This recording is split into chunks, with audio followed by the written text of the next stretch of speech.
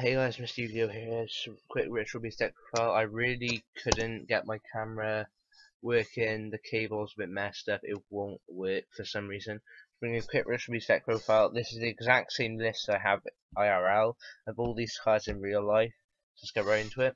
The 3 Tamer Elder. They start off your combo pieces with the Cannon Hawk, because basically opening this and Cannon Hawk is like three cards banish and ulti Ritual Beast on the field, and that's good. So basically Elder gives you an extra normal summon. You need to play 3 just so you open it more often, because this is when you want to see really early game. Tamer 1.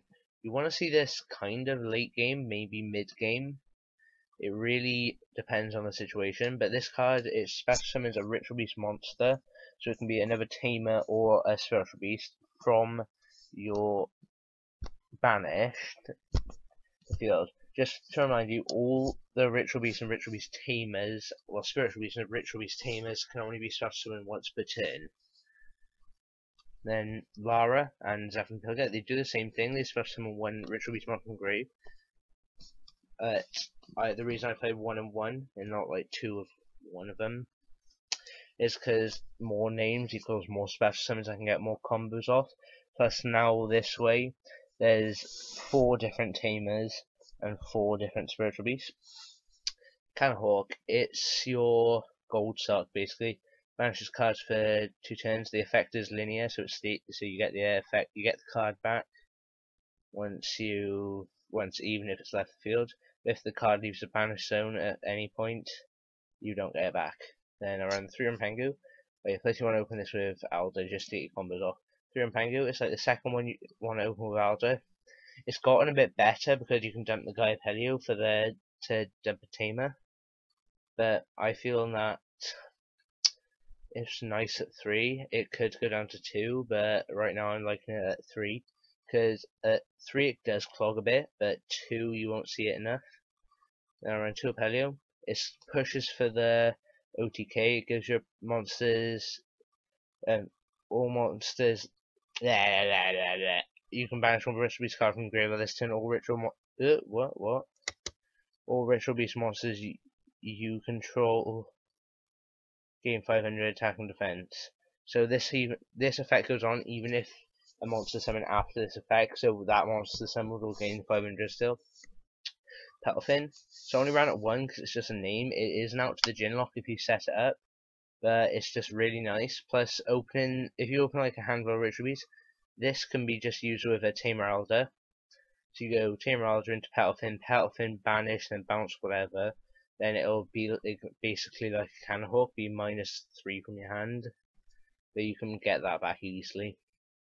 Now 1 Ghost Ogre and Snow Rabbit, mainly because I can get this off with E-Telly, and yeah, DeFi and Macro can screw around with it, but it's just there mainly because I can get off with E-Telly. I don't run any synchros, even though it's tuner, but yeah.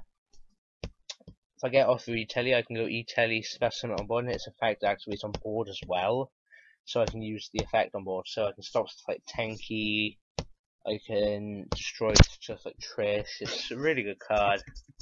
I feel like it's going to be good. It's not that good this format. I feel it's going to be good next format. But I really feel their thoughts are going to be a thing. So I might go and try and get another one of these, and it's hard enough to get one in. 2 E-Telly. I was thinking about bumping this up to 3 because of Ghost Ogre, but there's like no point really. Because 2 can become a bit cloggy. A lot of times you don't use it. If you're a Ritual Beast player and you've been playing for a while, you realise that your E-Tellies can clog. Like if you got trying to find an example. I was playing the game and I had like the perfect setup and I kept top decking. I top decked like 3 E-Tellies in a row, so I ran 3. So in the end, I just had like 5 cards left in deck, 3 E-Tellies in hand, and a couple of other random stuff. It's not that nice to have at 3. At 2 is fine. I am thinking about cutting this. I just probably wouldn't. It's too good. I want 1 Raigeki, 1 Goldsa, 1 DeFi, 1 Bonds.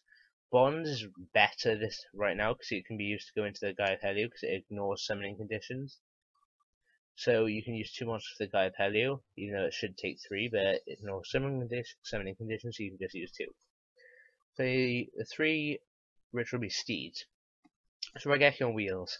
You can search it out with Ulti Cannon Hawk, and it destroys monsters your opponent controls up to the amount of Ritual Beast monsters you control. So really good. Now, basically the MVP of the deck, Ritual Beast Ambush. It's a very good card. You target a Tamer and a Spiritual Beast and special summon to your side of the field.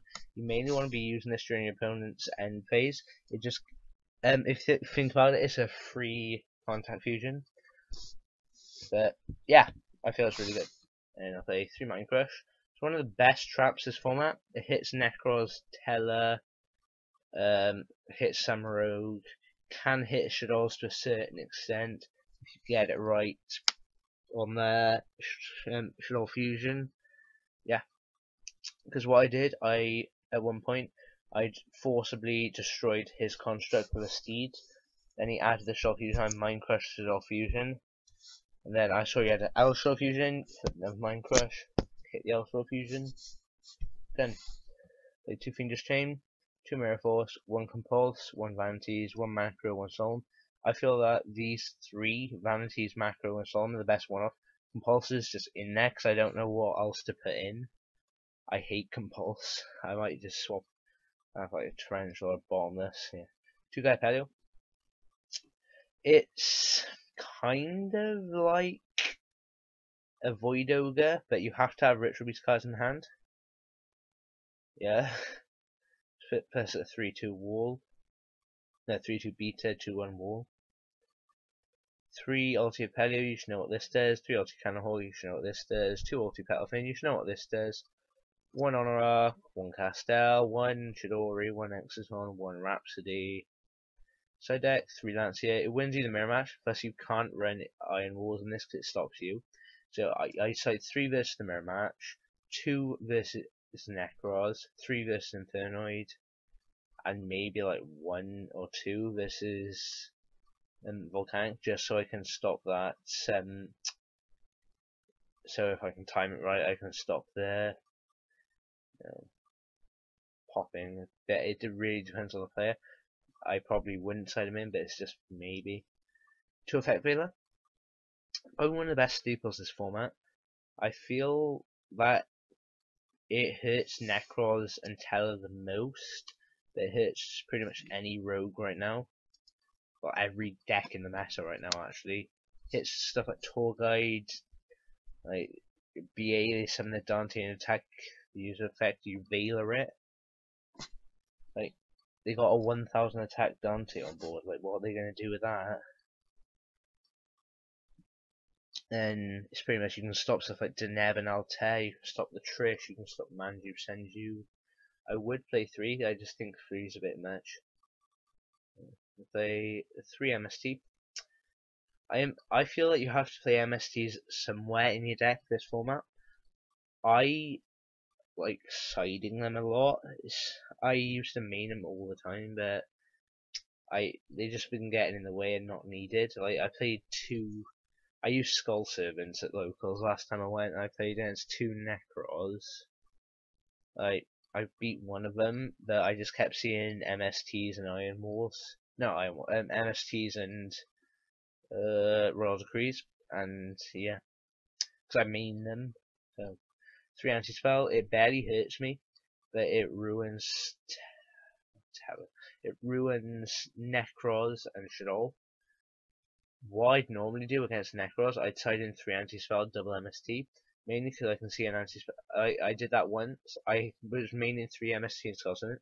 I cut 1 and 2 Royal Decree for 3 anti-spell, and I opened 1 anti-spell, 2 MST, anti-spell, hit a Book of Eclipse and a Necros Ritual Spell.